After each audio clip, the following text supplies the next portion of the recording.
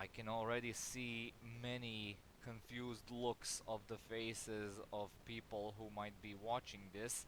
So yeah, let's make some clear distinction.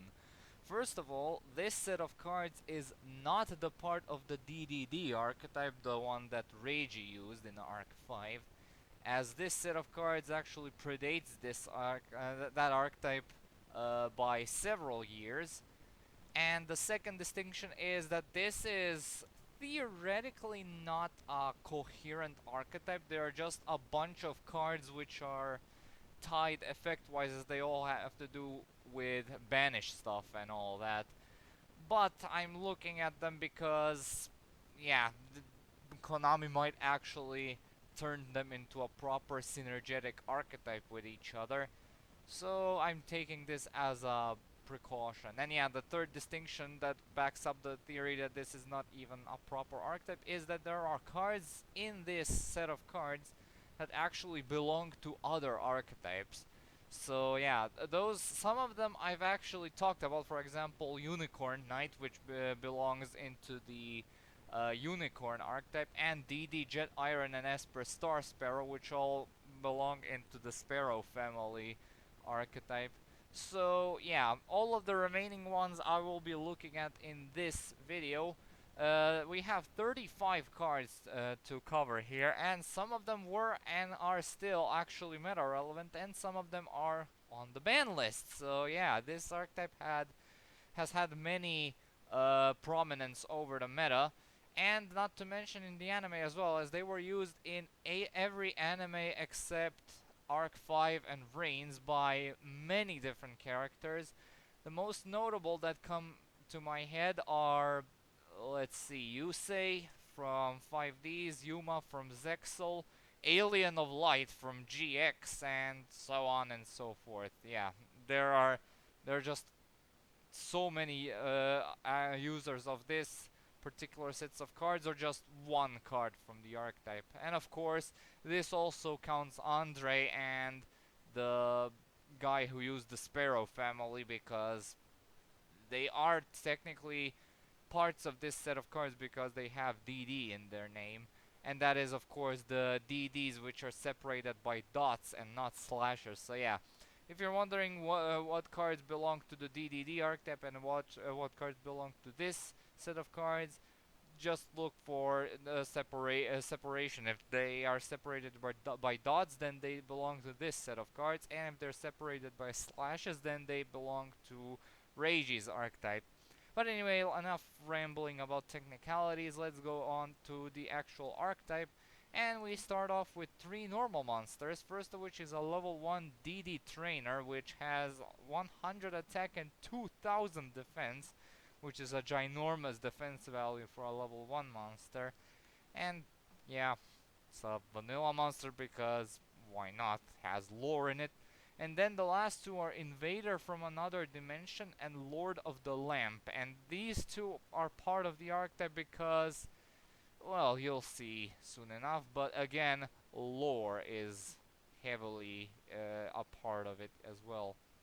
Alright, now we start off with their effect monsters, and our first effect monster is a monster that was meta relevant for several years and it still sees play today, and that is the legendary DD Crow.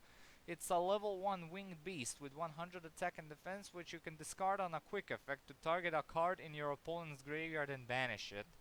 Now this still sees play in competitive Blackwing decks because it's a dark winged beast, which is a standard type for Blackwing monsters to see play. And not to mention, disrupting graveyard setup was basically the hot shit back in the day, especially when this thing came out, because this card originally hailed from the meta when discarding and milling was harmful to the opponent instead of making them plus. So you can go make them go into even a further minus by employing this thing's effect and banishing stuff from their graveyards. So yeah, nowadays this effect is not so much impressive because there are some decks which don't really care that much about their graveyard setup being ruined by a single DD Crow.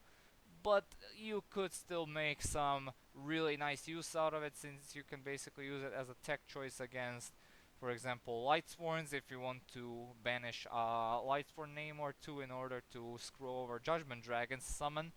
So yeah, this guy definitely has stories to tell, and he occasionally still sees plays in modern meta decks. Next up, we have our only tuner monster of this set of cards, and yet there are no synchro monsters, and that is DD Sprite. This is a level 1 tuner with 0 attack and 100 defense, and you can special summon it by banishing a face-up monster you control, and if you summon it this way during your next standby phase, return the banished monster to the field.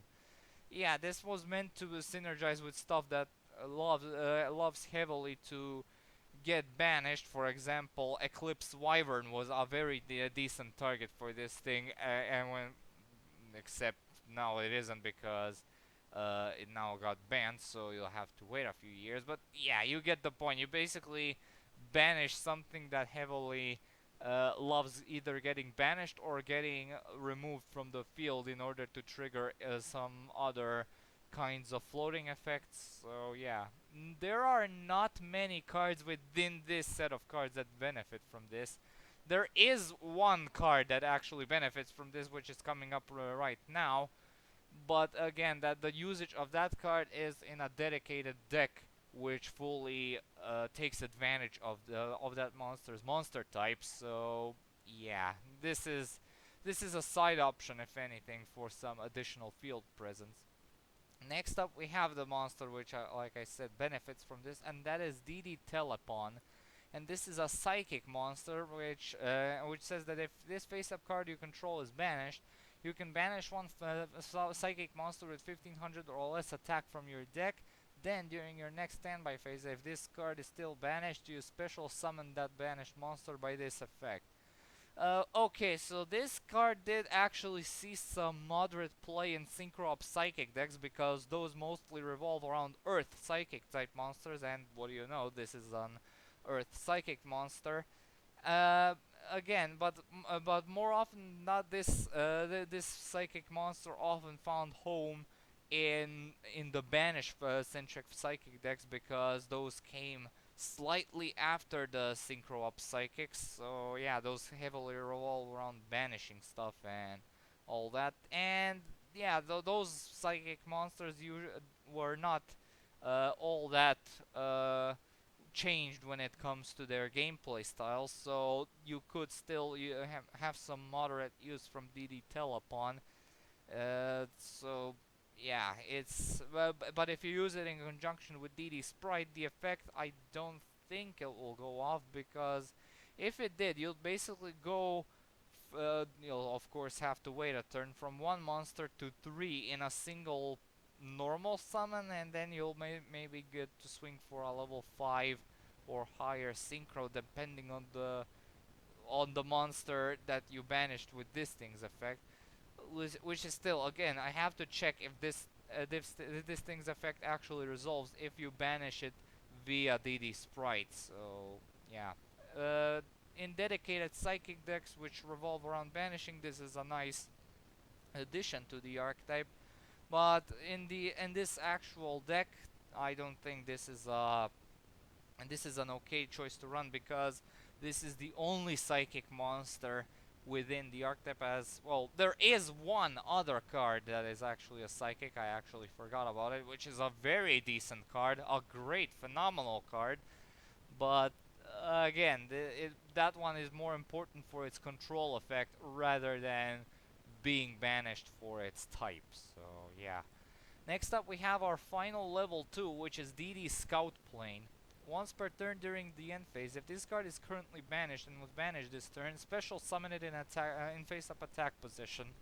Again, this is a card which actually works very well in conjunction with DD Sprite, which allows you to swing for a level 3 synchro, if anything. But the problem here is that it's applied during the end phase, which makes it way too slow to consider running. But yeah, the best monster that you can actually combo DD Sprite with is Giant Rex, since you basically since he basically instantly resummons himself if he is banished. So yeah, you're better off using the DD Sprite with Giant Rex if you're really into this kind of revival effect.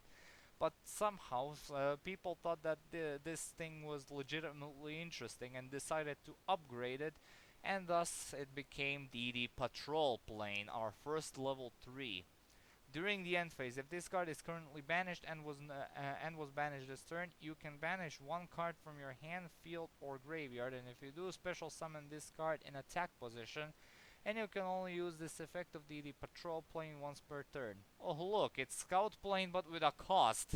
I honestly don't think why they felt the need to make this. All they did was give it one additional level, a cost, and swapped its attack and defense points, and that's about it. Just don't ignore this. I mean, you can banish stuff like again Giant Rex, because this is the most banish friendly monster I'm going to be mentioning here, in order to go from one monster to two in a single normal summon if you are using DD Sprite, or three monsters if again you use DD Sprite and you banish this thing instead of Giant Rex. So I mean, you could run it if you want to enable some rank 3 plays. Yeah, I'm really stretching it. I should move on.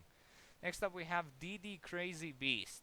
A monster that this card destroys as a result of a battle is removed from play. Yeah, if you couldn't tell, this is one of the earliest possible DD sort of cards, and this was basically peak 2003, where you could run something over with this thing, which is a 1400 attack beatstick, and then banish it. And yeah, this was considered that top tier meta relevant shit back in the day. So yeah, nowadays it's just bad, bafflingly bad, and it only serves as lore material to let you guys know how DD Trainer got his DD training started. So yeah. Our next level 3 and our final level 3 is among the better cards of this set of cards, and that is DD Seeker. It's another psychic type monster with 1500 attack and 800 defense, basically reverse stats of DD Telepon. And on a quick effect, he allows you to target a face-up monster you control and banish it until the end phase of the next turn, and you can only use this effect of DD Seeker once per turn. Now this is actually legitimately interesting, because this serves as a very neat neat tech choice in some chain beat decks, and chain beat decks are usually all about banishing stuff and out resourcing your opponent using said method, and basically burning them to death with stuff like either implying stuff like chain burn, or you're utilizing monsters which when they are returned to the field, they basically burn the opponent for a decent chunk of life points, such as Evils from Thunderbird, which is the most prominent example I can think of at the moment. So yeah, originally when I was gathering materials for this video, I thought this card allowed you to banish any monster on the field, which would have actually been uh, very nasty removal effect, since it's on a simple level 3 uh, monster on a quick effect. And of course the hard once per turn would have made a lot more sense in that regard. So yeah, it's also summonable with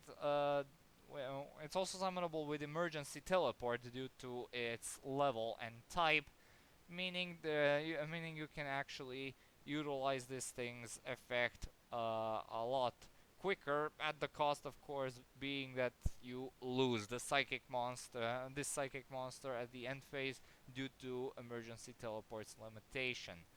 So yeah. Next up we have our first level 4, and it's only part of the archetype because of lore relevance. Chain Thrasher allows you to attack one additional time during the same battle phase for each Chain Thrasher in your graveyard. Well, if you're into multiple attacking shenanigans with Moon Mirror Shield, then you just run Hayabusa Knight, and this thing is not really worth running. Goodbye. And when the Chain Thrasher just got sent to the next dimension due to the lore relevance, he became DD Survivor. During the end phase, if this card was banished while the phase subbed on your next on your side of the field, this turn special summon this banished card, and this effect can only be activated once per turn. Well, this is basically much more searchable and with much more better stats, DD Scout Plane and Patrol Plane, and that's about as far as it goes. Does it do anything else? No, not really, so you just don't run it. Next up we have DD Destroyer, which is a level 4 warrior monster for some reason. And when this card on the field is removed from play, you can select one face-up card your opponent controls and destroy it. This is actually a very great effect, just judging by the fact that DD Seeker is a thing, because DD Seeker can basically turn into a quick field pop with this thing's effect, and not to mention that this thing is a warrior monster for some inexplicable reason, meaning it's searchable with reinforcements of the army. So basically you special summon DD Seeker with emergency teleport, use Rhoda to search out this thing, normal summon this thing, and pop a card on the field. Lovely. This is very lovely considering we're talking about some of the earliest possible monster sets of cards in the game, which was around until, well, like forever. So yeah, this is a very great card, and you should always consider running at least 2 of them along with 3 Seekers. Next up we have DD Guide. This is another warrior monster which says when this card is normal summoned, give control of it to your opponent. During each player's end phase, your opponent selects one card from the graveyard of this card's controller and removes it from play. Well, if you're in for a way more restrictive and way more specific DD Crow, then by all means go for it. I personally wouldn't bother because I am a smart player. Next up we have DD Assailant. This is another staple DD card from way back when. And after damage calculation, when this card is destroyed by battle with an opponent's monster, banish that monster and also banish this card. Now this is actually the biggest beatstick among the DD lineup of cards, and the most relevant cards were usually ran as the beatstick trio. I'll get to the other beatsticks in a minute. And yeah, this one basically had the highest stats among them, and basically punished the opponent by removing the relatively high beatstick that was usually set to run into this thing. Bonus points if you actually set this card and the opponent runs into it. It's basically an upgraded man-eater bug in that format from several billion years ago. So yeah, also it's searchable by Rhoda, so that's another great plus. Next up we have another lore-centric card, although this one is actually quite relevant, or at least was relevant several years ago. That is DD, not DD, Warrior Lady of the Wasteland. When this card is destroyed by battle and sent to the graveyard, you can special summon an Earth Warrior type monster with 1500 or less attack from your deck in face-up attack position. This card is part of the so-called Type Searchers, where Konami released a bunch of cards which, when destroyed by battle, would search out another copy of itself or a monster with the same type with 1500 or less attack from your deck in face-up attack position. And the distinction that this thing has over the other type searchers is that it also has to be an earth monster, as opposed to every other type searches being, as long as it's the correct type and has 1500 or less attack, you can search it out and special summon it. They went the extra mile here because they probably knew that Warrior was the most plentiful monster type in the game, even to this day, and having way too much easy access to the most plentiful monster type meant it was gonna be super broken, and Warrior Lady with the Wasteland would then be on a good way to seeing the ban list in some shape or form.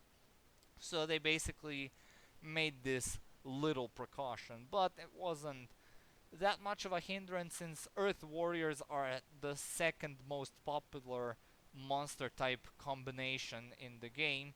Right next to, of course, Dark Warriors. So Warrior Lady of the Wasteland saw a decent amount of competitive play back in the day.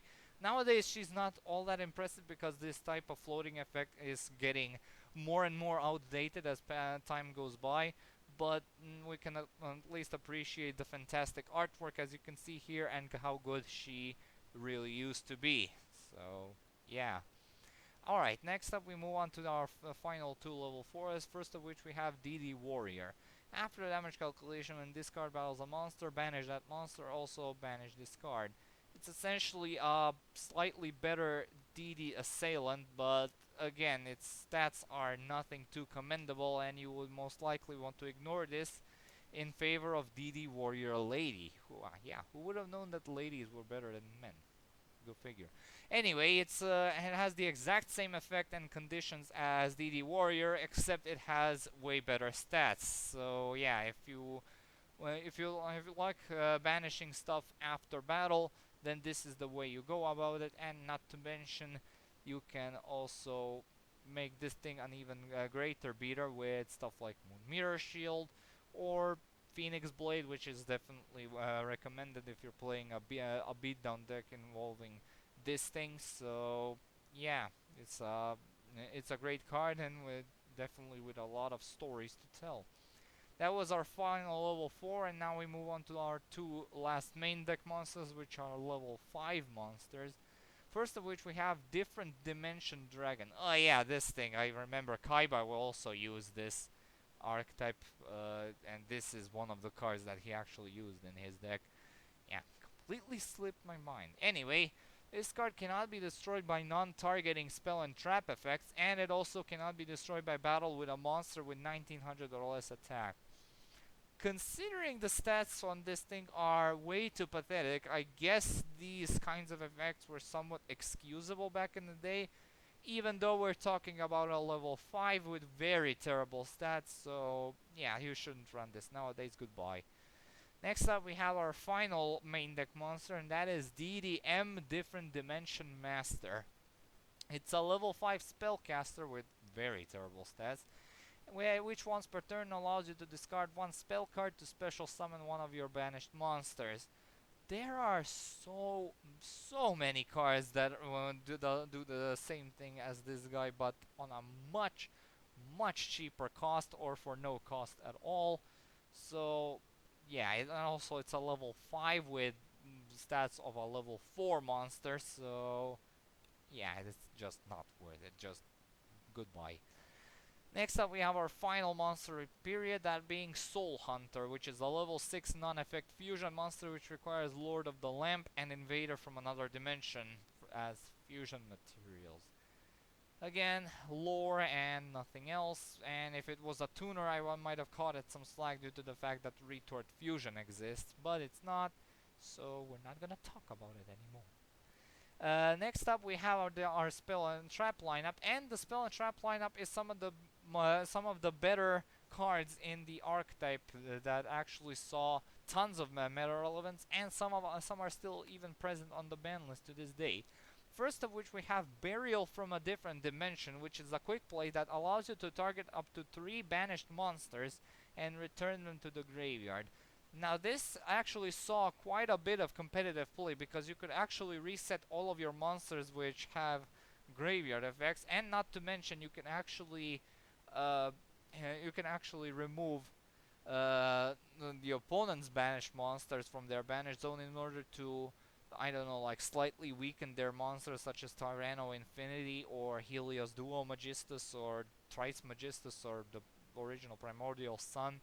Basically, Grand Majus, even basically any monster that heavily boosts its attack by having banished monsters present in any shape or form. So yeah, even today, this card is still a very welcome addition due to the abundance of graveyard effects going around. Even if you want to basically reset some of your own graveyard stuff, or if you want to disrupt the opponent. So yeah, this is a great card. Next up we have DDR, Different Dimension Reincarnation, a very famous equip spell which allows you to discard a card and target a banished monster in special summon it in attack position and equip it with this card. And when this card leaves the field, destroy the equipped monster. Yeah, this thing does about everything right, except for its major downside, that being when the card leaves the field, that the monster basically goes along with it. So yeah, that is not really cool because it prevents you from bouncing it back with stuff like Zephyros the Elite in order to reuse this effect again.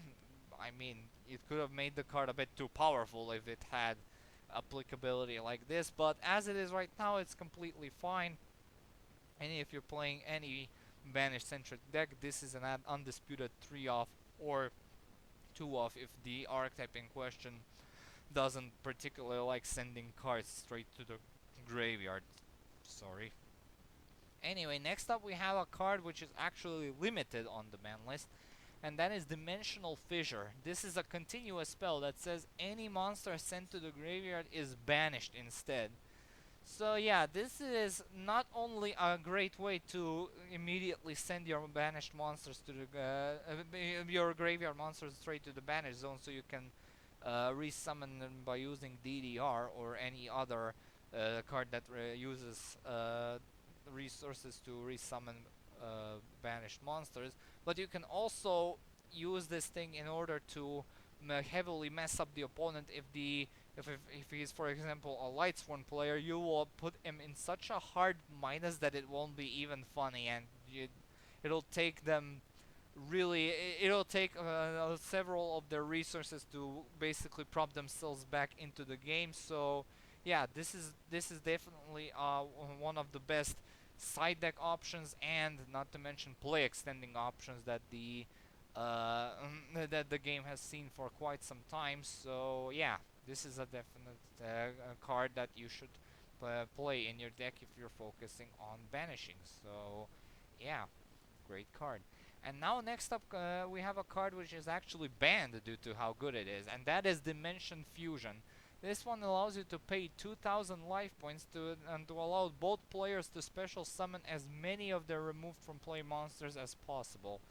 You could really tell why this is a very, very valuable card, as you can basically, for the price of mere 2000 life points, you can fill your board with 5 monsters, Soul Charge style, several years before Soul Charge even existed. So yeah. Not to mention that this thing was also part of an FTK involving the Dark Magician of Chaos, which even led to Dark Magician of Chaos getting banned, and leaving the ban list with an errata, which basically prevented this thing's abuse. And this thing still remains to this day on the ban list due to how amazingly overpowered and good it is. So yeah, if it ever comes off the list, and if you're basically a player which heavily likes banishing their monsters, I'd say definitely max out on this. I myself would personally love to see this hit my Fortune Lady deck sometime soon. So yeah, great card.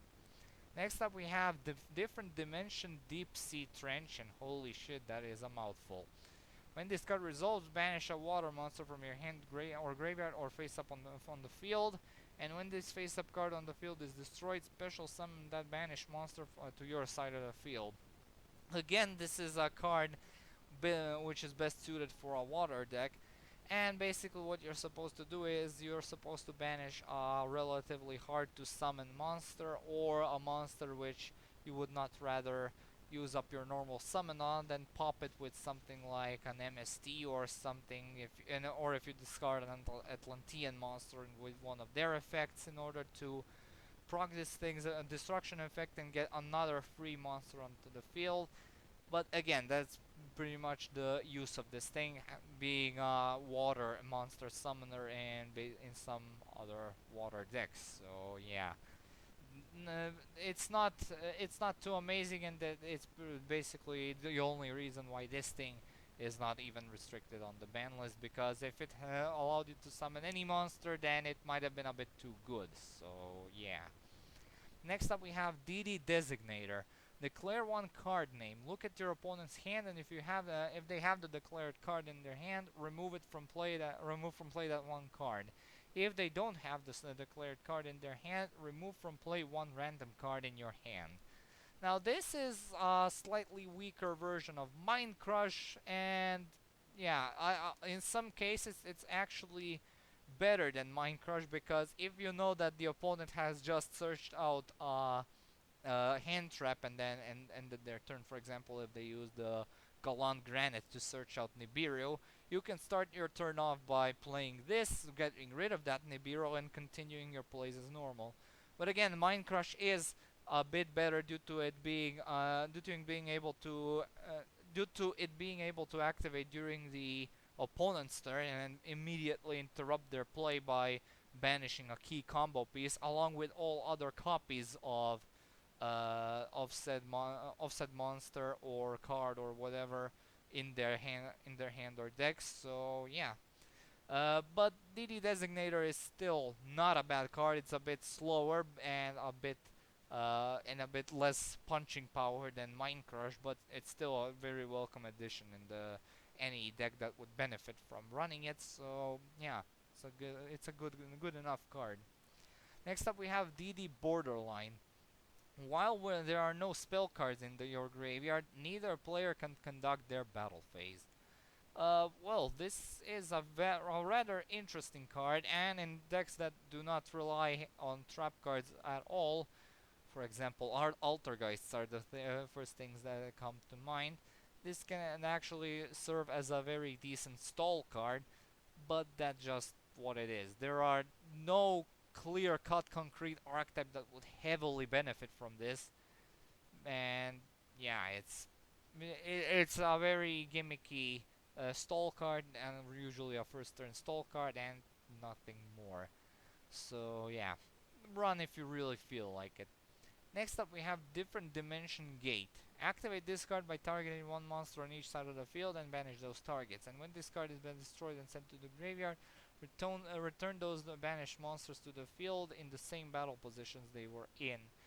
Now you usually tend to use this on a monster that likes to get again banished or removed from the field, along with targeting an opponent's monster which is giving you trouble to get rid of it, and you usually do not tend to remove it if you do not want to get the monster back onto the field, unless you manage to use stuff like Burial from a Different Dimension in order to send it to the graveyard, or something that shuffles it into the deck in order to safely remove this thing in order to get your monster back without needing to worry about the opponent's monsters coming back. So yeah. Again, it's a very gimmicky removal kind of effect, so I would run one as a side option if anything. Next up we have Sargasso, the DD Battlefield. Each time a monster is XC summoned, the summoning player takes 500 damage. During each player's end phase, the turn player takes 500 damage if they do not control a face-up Xyz monster. Uh, well, it's anti-Xyz focused burn deck that also happens to burn you? I have no idea what the hell this thing is supposed to convey or accomplish, but it certainly doesn't play into the whole banishing shtick that the DD set of cards is known for. This thing actually has its own support card in form of the last spell we have today, that is Sargasso Lighthouse.